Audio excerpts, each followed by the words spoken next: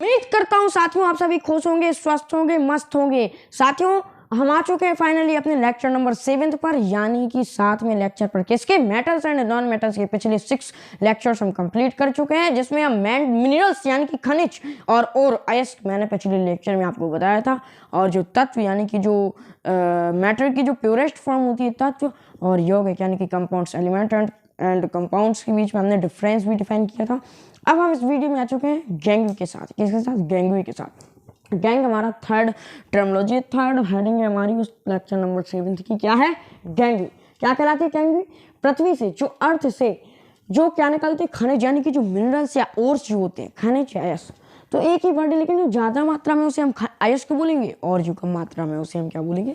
खनिज। और ये कहाँ से मिलती है हमें? क्रस्ट से। जो अर्थ की अपर रेस्ट लेयर होती है, सबसे ऊपरी भाग होता है क्रस्ट यानी कि भूपा प्रॉपर्टी, उससे हमें क्या मिलते हैं? मिनरल्स या फिर अयस्क। तो अयस्क या अयस्क, खनिज अयस्क या फिर अयस्क यानी कि जो ओर्स होती है, इनको हम इंग्लिश में क्या बोल सकते हैं साथियों? इनको इंग्लिश में हम क्या बोल सकते हैं? ओर्स। तो इनमें जो रेत यानी कि जो मिट्टी, सॉइल जो होती है, रेत हुआ है ना, और मिट्टी यानी कि जो सॉइल हुई, रेत हुई, आदि अशुद्धियां, यानी कि ये प्योरेस्ट फॉर्म में नहीं रहती, ये प्योर नहीं होती। तो इतनी अशुद्धियां और आदि और भी कई है रेत और किसके? मिट्टी के अलावा। तो रेत, मिट्टी आदि अशुद्धियां पाई जाती हैं, और उन्हीं अशुद्धियों को हम क्या बोलते हैं? गैंग। गैंग भी बोलते हैं, गैंग बोलते हैं। गैंग क्या कहलाती है? ये गैंग कहलाती है। ठीक है। अब भाई जो मान लो कि कुछ मेटल्स रहती हैं तो ऐसी होती हैं जिनमें बहुत ही स्ट्रांग बॉन्ड बना करके बैठी होती हैं, तो उनको अलग अलग करने का भाई अलग तरीका हमें अपनाना पड़ेगा। कुछ बॉन्ड ऐसी होती है जो कमजोर बॉन्ड बना करके बैठी होती है, कमजोर बंध बना करके बैठी होती है, तो उनको अलग करने के लिए भी अलग तरीका होगा। कुछ ऐसी होती है जो बहुत ही ज़्यादा वीक बॉन्ड बना करके बैठी होती हैं, तो उनको अलग करने के लिए हमें क्या करना पड़ेगा? अलग तरीके को अपनाना पड़ेगा। तो साथियों अब हमारा जो नेक्स्ट हेडिंग है वो क्या रहेगा? अभिक्रियाशीलता के आधार पर। किसके आधार पर? क्रियाशीलता के आधार पर धातुओं का विभाजन, यानी अभिक्रियाशीलता के आधार पर धातुओं का विभाजन। भैया ये वाला आपको बहुत अच्छे से पता है, ठीक है, हम पढ़ चुके हैं, क्योंकि इसको मान लो हमारे पास में कुछ ऐसी मेटल्स हैं जो अति अभिक्रियाशील है ना। ठीक है, एक मिनट साथियों। तो ये है हमारे पास में निम्न अभिक्रियाशील धातु। तो आप एग्जाम्पल के लिए क्या लिख लेंगे? निम्न अभिक्रियाशील धातुएं, निम्न अभिक्रियाशील धातुएं, निम्न अभिक्रियाशील। ठीक है, निम्न अभिक्रियाशील धातुएं, मेटल्स जो कम अभिक्रिया करती हैं, ठीक है, जो ज्यादा रिएक्शन नहीं करती। फॉर एग्जाम्पल क्या है? जो सक्रियता श्रेणी में, उस सीरीज में, रिएक्टिविटी सीरीज में कैसी? नीचे आते हैं। या फिर हम इसको कैसे लिख सकते हैं? सक्रियता श्रेणी में नीचे आने वाली, नीचे आती हैं ये किसमें? सक्रियता श्रेणी में नीचे आने वाली। आपने रिएक्टिविटी सीरीज तो पढ़ी होगी, मैंने उस पर वीडियो भी बनाई है। तो फॉर एग्जाम्पल मान लो, फॉर एग्जाम्पल क्या है? हमने पढ़ा था ना, काशीनाथ का माली जो है आलू जरा फीके पकाता है। ठीक है, हमने क्या पढ़ा था? ये एक ट्रिक है किसको? रिएक्टिविटी सीरीज को याद करने की।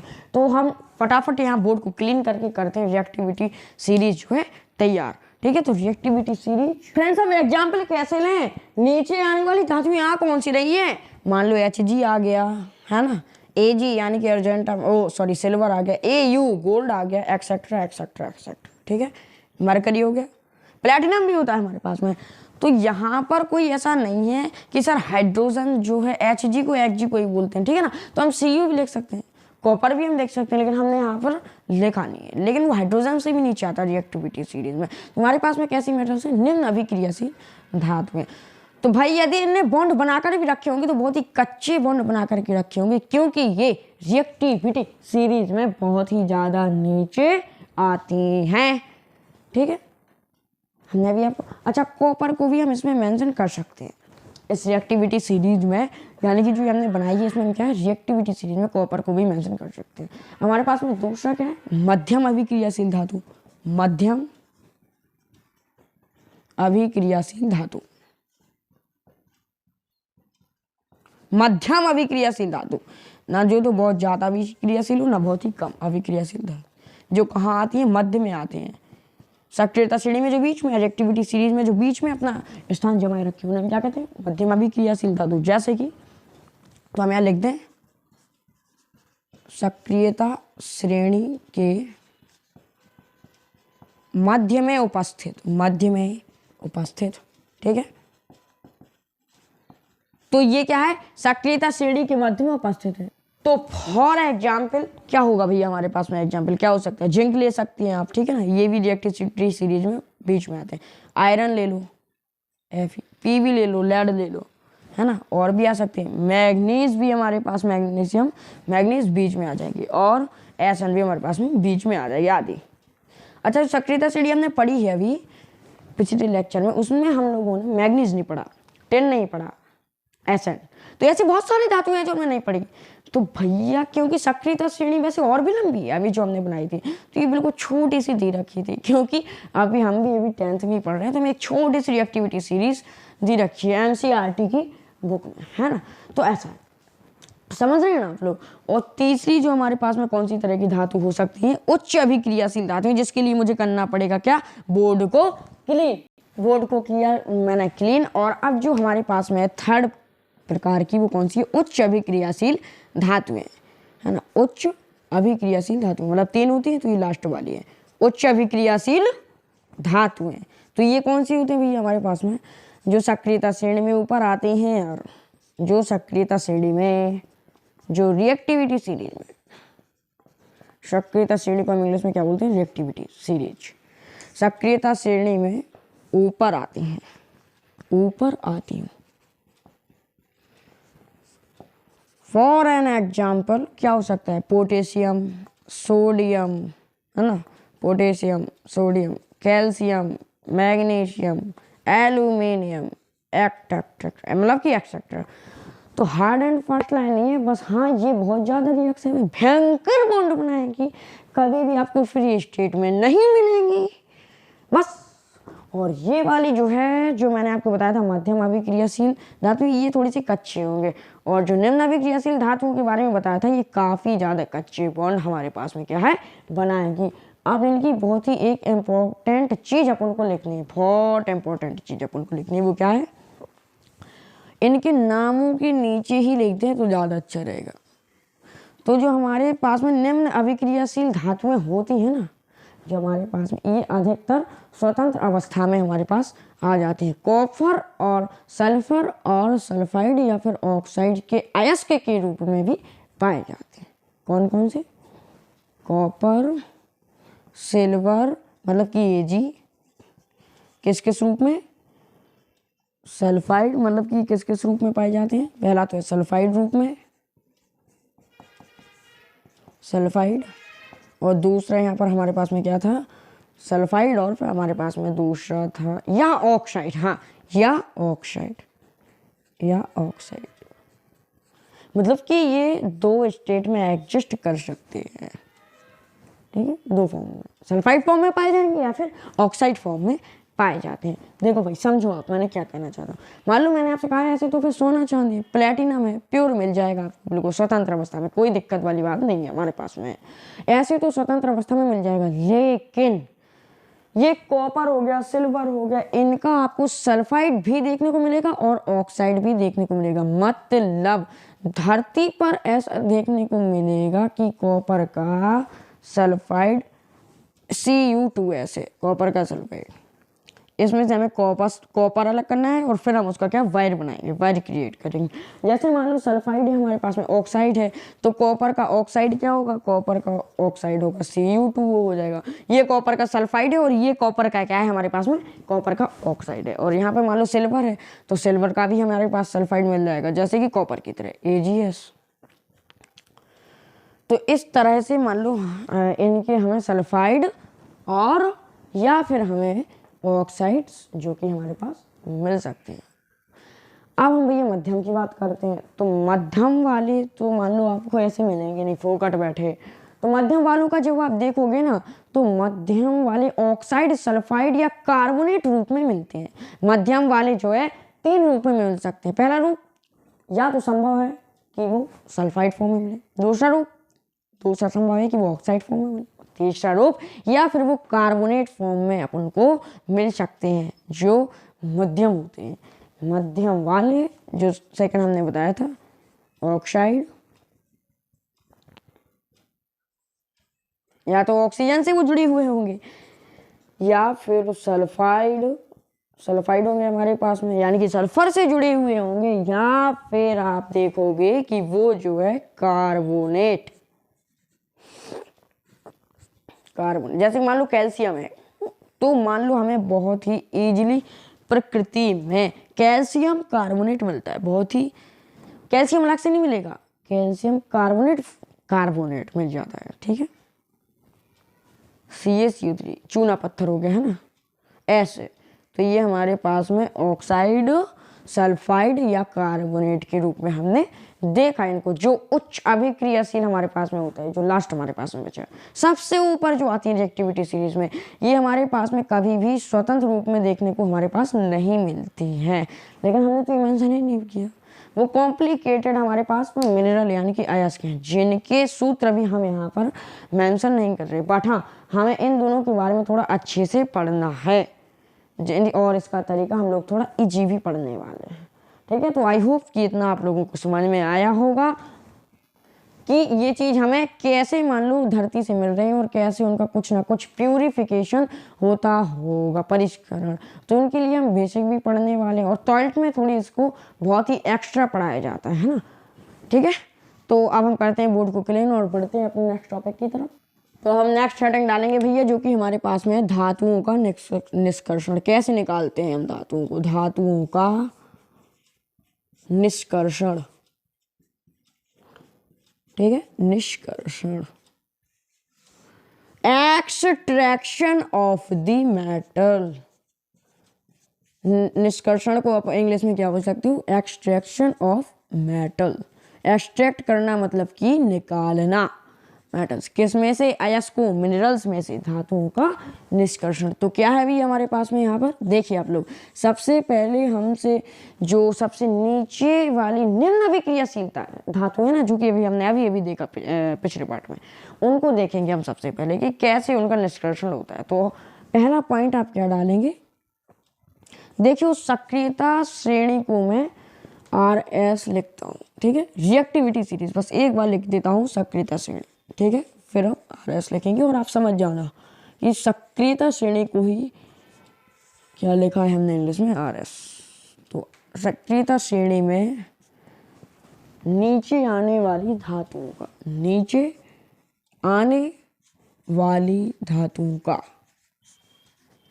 मतलब कि जो रिएक्टिविटी सीरीज में नीचे आती है धातुओं, ठीक है। निष्कर्षण, तो अभी हमें किन का देखना है निष्कर्षण, जो रिएक्टिविटी सीरीज में कैसी है, नीचे आती है हमारे पास में, ठीक है। अब इतना अगर आप भी लिख लोगे ना तो बहुत ज़्यादा प्रैक्टिस हो जाएगी आप लोगों की भी। अब देखो जो सबसे नीचे आती हैं ये कैसी होती हैं, अल्प क्रियाशील, यानी कि बहुत ही कम रिएक्टिव होती हैं, बहुत कम रिएक्शन करती हैं, अल्प, लीस्ट रिएक्टिव बोल सकते हैं हम इनको, ठीक है। फिर उसके बाद आप बोलोगे काफ़ी सारी तो स्वतंत्र अवस्था में मिलती है, मतलब तो फ्री फॉर्म में मिलती है ना, तो आप इसको स्वतंत्र भी लिख सकते हो, क्या दिक्कत है, ठीक है ना। काफ़ी स्वतंत्र भी लिख सकते हो, दूसरा क्या है, काफ़ी स्वतंत्र। और जो तीसरा है हमारे पास में ये क्या है कि कुछ जो होती हैं, कुछ सल्फाइड के फॉर्म में होगी या फिर हमारे पास में कुछ आप देखोगे तो सल्फाइड होगा या फिर हमने दूसरा क्या लिखा था, ऑक्साइड होगा, ऑक्साइड रूप में मिलती है, ठीक है। तो हमने अभी इतना देखा किसके बारे में, धातुओं के निष्कर्षण के बारे में, जो कि हमारे पास में NCERT की बुक रखी हुई है।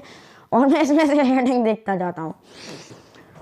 तो कुछ हमें सल्फाइड रूप में या फिर ऑक्साइड फॉर्म में मिलेगी। तो जो स्वतंत्र वो तो है, उसके लिए तो हमें कोई दिमाग लगाने की बात है ही नहीं, इन दोनों का देखना है, सल्फाइड और ऑक्साइड का। तो हमारी बुक में जो पहला एग्जाम्पल हमें दे रखा है वो है सिल्वर का, सिनेबार का उदाहरण, ठीक है, सिनेबार, ए करके लिखो, ठीक है, सिनाबार अच्छा है क्या, आप ये बताओ। मरकरी का जो है सल्फाइड है सिनाबार, HgS जो है इसको हम सिनाबार बोलते हैं। जी हाँ, मरकरी का सल्फाइड HgS। तो अब इसका ठीक है, मरकरी सल्फाइड। तो इस तरह के जो सल्फाइड होते हैं ना, उनको तो यदि आप केवल वायु की उपस्थिति में गर्म कर दो ना तो भी काम हो जाएगा। वायु की उपस्थिति में गर्म करने से भी काम हो जाता है यदि हम उनको हीट दे। मान लो ये जो मैंने अभी आपको दिखाया HgS जो है वो सॉलिड होता है, तो इसको हम किस में रखेंगे, ऑक्सीजन में, हवा में रखेंगे, ठीक है, प्लस। और फिर हम इसको क्या करेंगे, हीट अप करेंगे गैसियस स्टेट में, फिर हम इसको क्या करेंगे, हीट करेंगे। और फिर एक हमको क्या मिलेगा, एक पहले तो हमको मिलेगा HgO, मरकरी ऑक्साइड, और फिर जो है सल्फर जो है ऑक्सीजन के साथ निकल जाएगा। तो सल्फर तो हमारे पास क्या बना लेगी, SO2 यानी कि सल्फर डाइऑक्साइड। लेकिन ये अभी भी हमको कैसा मिलेगा, सॉलिड मिलेगा। मर्क्यूरिक एसिड मर्क्यूरिक ऑक्साइड जो है अभी भी हमको कैसा, सॉलिड मिलेगा। इक्वेशन को आप करो बैलेंस, ऑक्सीजन यहाँ पर कितने, यहाँ पर 3 ऑक्सीजन है, यहाँ पर एक ही है। तो 3 पे जब बैलेंसिंग हो ना तो एक दूसरे को बैलेंसिंग कर सकते हैं। तो फॉर एन एग्जाम्पल Hg एक है, यहाँ पर भी Hg एक है, और ये सल्फर एक है, ये भी सल्फर 2 है। तो यहाँ पर हम इसको कैसा कर सकते हैं, थोड़ा सा समय लगता है।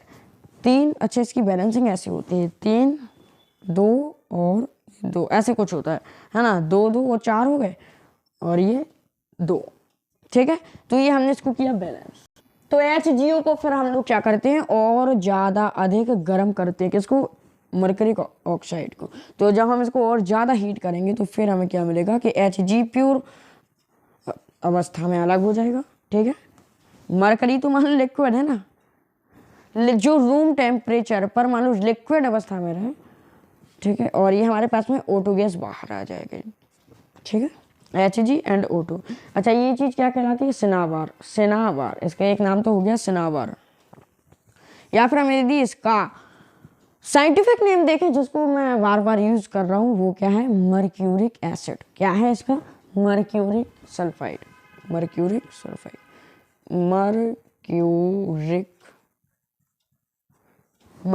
कैसा, ऑक्साइड। तो इसको हवा की उपस्थिति में क्या करना है, गर्म करना है, ठीक है। और HgS का, अच्छा हाँ जो ये है HgS, इसको बोलते हैं मर्क्यूरिक सल्फाइड, और इसको मर्क्यूरिक ऑक्साइड, और इसको मर्क्यूरिक सल्फाइड, ठीक है। तो हमने यहाँ पर देखे हैं अभी 2 एग्जाम्पल्स, धातुओं का निष्कर्षण, एक्सट्रैक्शन ऑफ द मेटल्स, और हमने अभी इसको किया पूरा। बढ़ते हैं अपने नेक्स्ट टॉपिक की तरफ। दूसरा एग्जाम्पल जो बुक में दे रखा है वो है कॉपर का दे रखा है। दूसरा एग्जाम्पल जो है हमारे पास भी कॉपर सल्फाइड के रूप में जो हमें मिलता है, प्राकृतिक रूप से Cu2S के रूप में हमको क्या है, मिलता है, कॉपर सल्फाइड।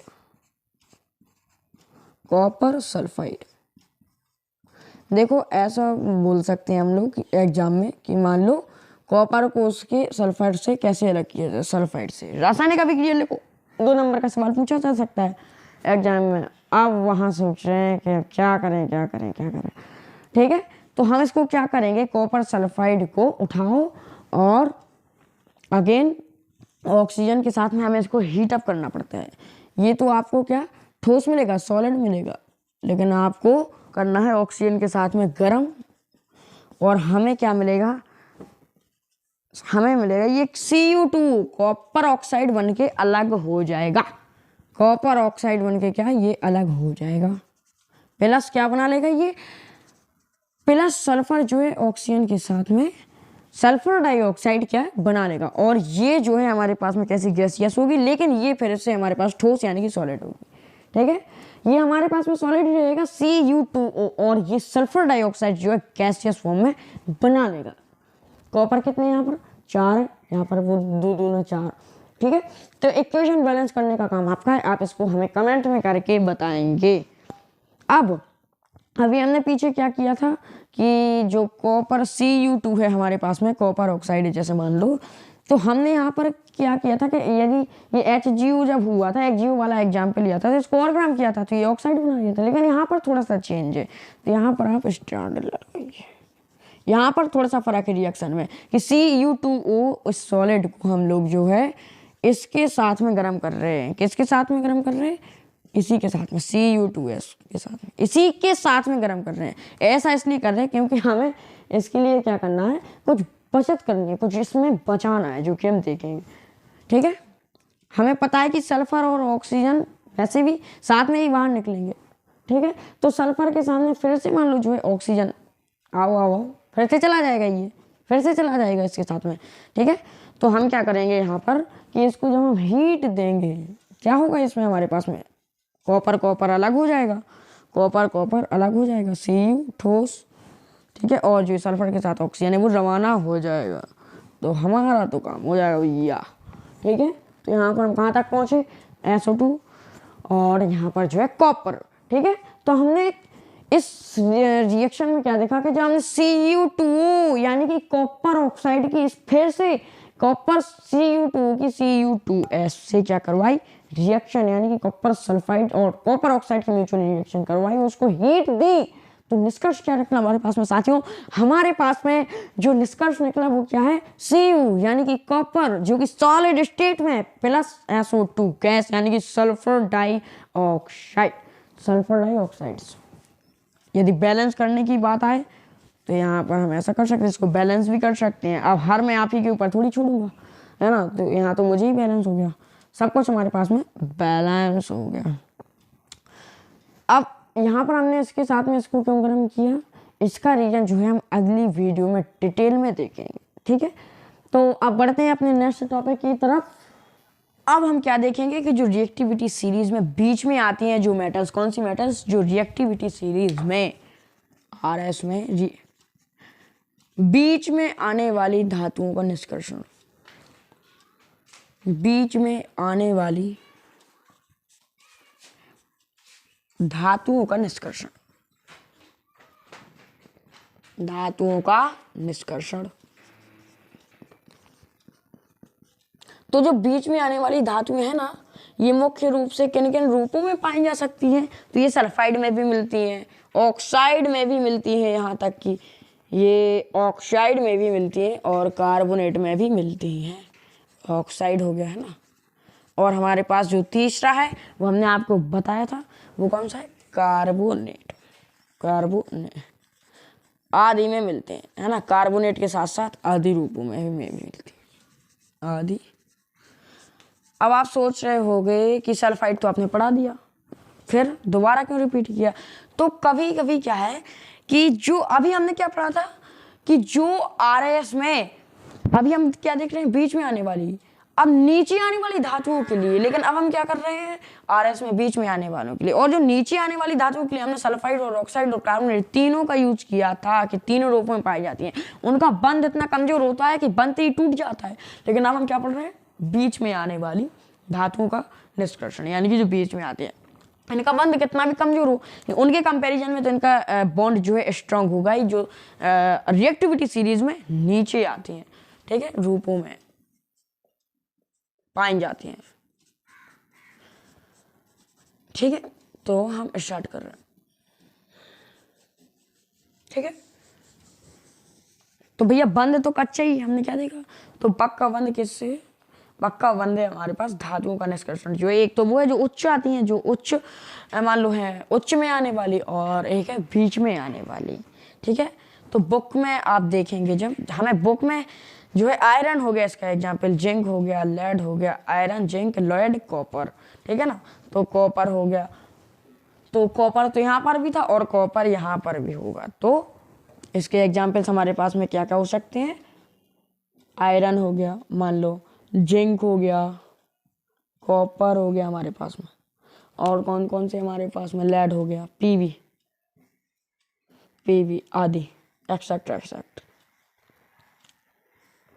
फिर अब हम लोग क्या बोल रहे हैं कि सल्फाइड या कार्बोनेट के फॉर्म में पाई जाती हैं। सल्फाइड या कार्बोनेट के, बल्कि ऑक्साइड के रूप में इतनी नहीं होती है। ऑक्साइड के रूप में अपन इनको बदलेंगे और फिर काम करेंगे। तो एक काम करो कि मान लो अभी ऑक्साइड को थोड़ी देर के लिए काट लो, एक बार के लिए इसको मिटा दो। खैर मिटाना तो क्या है, काट लो, ठीक है, ठीक है, इधर कुछ नहीं, इसको हमने काट लिया थोड़ी देर के लिए, एक बार के लिए, ठीक है। तो स्टार्ट करते हैं। फॉर एग्जाम्पल ये है हमारे पास में, अब हमें बुक में जो है 2 मेथड दिए गए हैं इसके एक्सट्रैक्शन के, कितने, 2 मेथड। लेकिन वो दोनों मेथड सुनने और समझने से पहले आपको एक बात ध्यान से सुननी होगी। हम क्या बोल रहे हैं कि प्रकृति में इनके सल्फाइड मिल रहे हैं और कार्बोनेट मिल रहे हैं, सल्फाइड और कार्बोनेट, ठीक है। अभी अभी हमने आपसे कहा, तो सल्फाइड और कार्बोनेट से धातु निकालना मुश्किल है, लेकिन अगर हम पहले सल्फाइड और कार्बोनेट को ऑक्साइड में चेंज कर दें तो ऑक्साइड से धातु आसानी से अलग की जा सकती है, मेटल अलग की जा सकती है। तो पहला हम कौन सा मेथड अपनाएंगे कि सल्फाइड और कार्बोनेट को ऑक्साइड में कन्वर्ट करेंगे और फिर उस ऑक्साइड्स में से हम जो है मेटल्स को अलग करेंगे, निकालेंगे, ठीक है। तो इधर देखिए आप ध्यान से, पहले सल्फाइड व कार्बोनेट को क्या करते हैं, सल्फाइड व कार्बोनेट को ऑक्साइड में बदलते हैं, ठीक है, ऑक्साइड में बदलते हैं।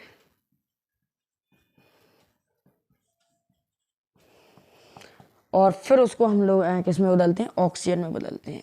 उसके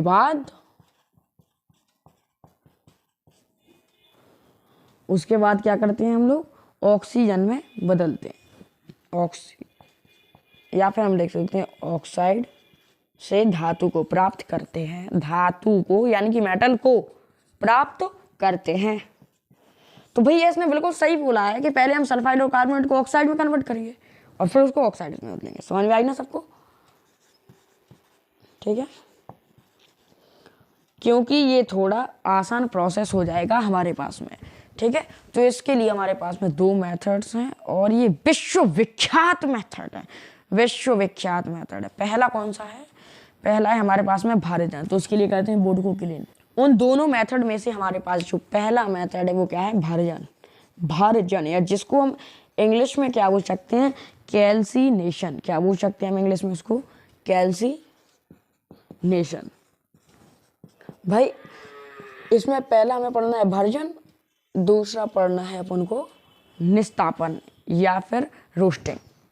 तो भर्जन या कैल्सिनेशन कैसे याद रखोगे कि पहला भर्जन है तो पहले तो भगवान का नाम होता है ना, भजन करना होता है ना, तो हम पहले उसको क्या स्ट्रिक से हम भर्जन करेंगे यानी कि भजन करेंगे।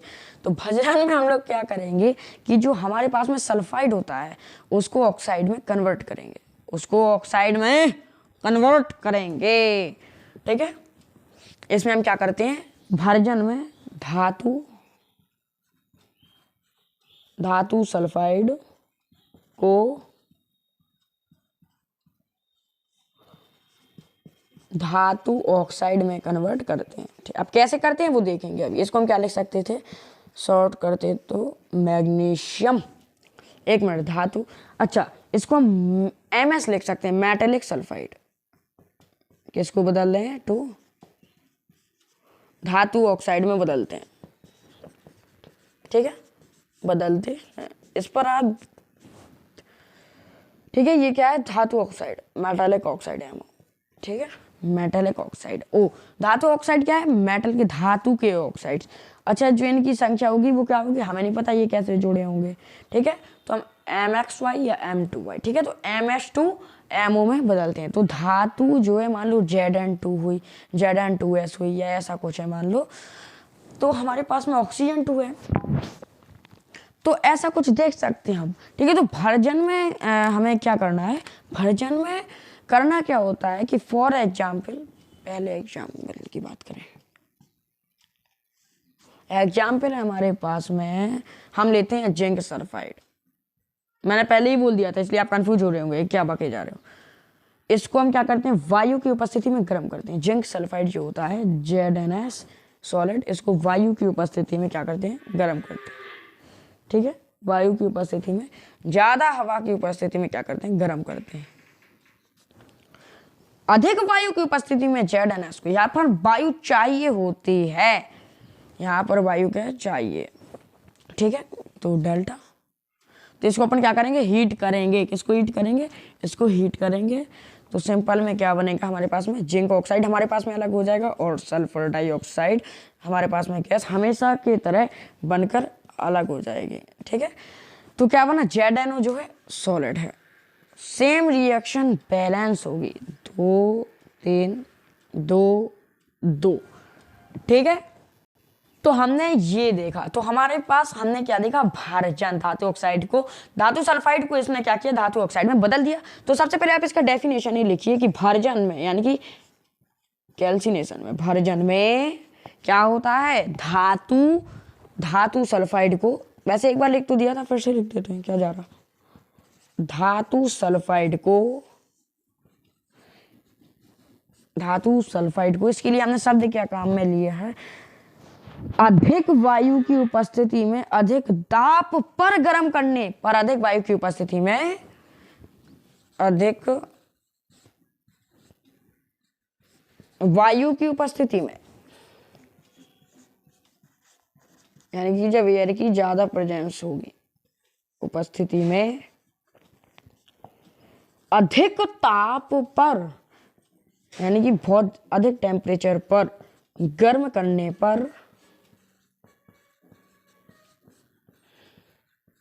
क्या होगा, हमारे पास में धातु ऑक्साइड की प्राप्ति होती है, ठीक है। धातु सल्फाइड को जब हम अधिक वायु की उपस्थिति में अधिक ताप पर गर्म करते हैं तो हमें क्या है, धातु ऑक्साइड की प्राप्ति होती है। बढ़ते हैं अपने सेकेंड मेथड की तरफ, और बस वीडियो का है ये लास्ट स्टेज, अंतिम चरण चल रहा है, क्योंकि हमने भरजन देखा। अब हम बढ़ते हैं निस्तापन जिसको हम बोलते हैं रोस्टिंग। तो बढ़ते हैं अपने क्या है, तो बस ये हमारा लास्ट टॉपिक है, निस्तापन, second method and last topic इस वीडियो का, निस्तापन। इसको हम क्या बोलते हैं, इसको हम इंग्लिश में बोलते हैं कैल्किनेशन। इसमें क्या होता है, हमारे पास में धातु कार्बोनेट जो होता है, मेटालिक कार्बोनेट को वायु की अनुपस्थिति में, एब्सेंट में, एयर के एब्सेंट में, हवा नहीं चाहिए उसको, ऑक्सीजन नहीं चाहिए, वायु की अनुपस्थिति में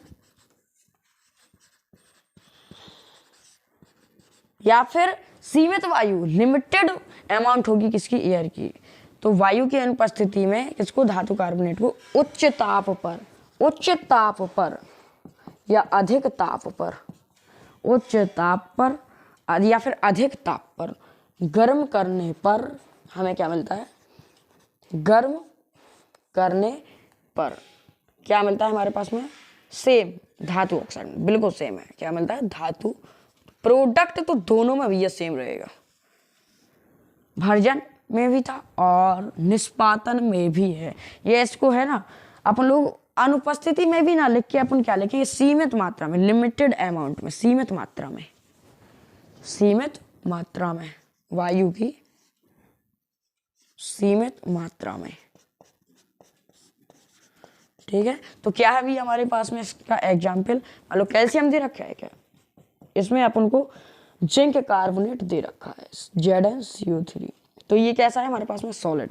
इसको किया अपन ने भैया गर्म, इसको हीट दी अपन ने, प्रोड्यूस की, सीधे हमने इसको गर्म किया, तो हमारे पास में भैया क्या मिलेगा, ZnO और प्लस कार्बन डाइऑक्साइड हमेशा की तरह बनेगा गैसियस स्टेट में, और ZnO जो है क्या होगा, सॉलिड होगा। अब मुझे उम्मीद है कि आप लोग समझ गए होंगे, सीमित वायु में अधिक ताप पर गर्म करने पर ऑक्साइड परिवर्तित, चेंज हो जाता है, इसको अपन क्या बोलते हैं, निस्तापन यानी कि कैल्किनेशन बोलते हैं। और इसके पीछे जो कोशिश पड़ा है, इसके पीछे जो मेथड है उसको हम भर्जन बोलते हैं, और फिर निस्तापन है।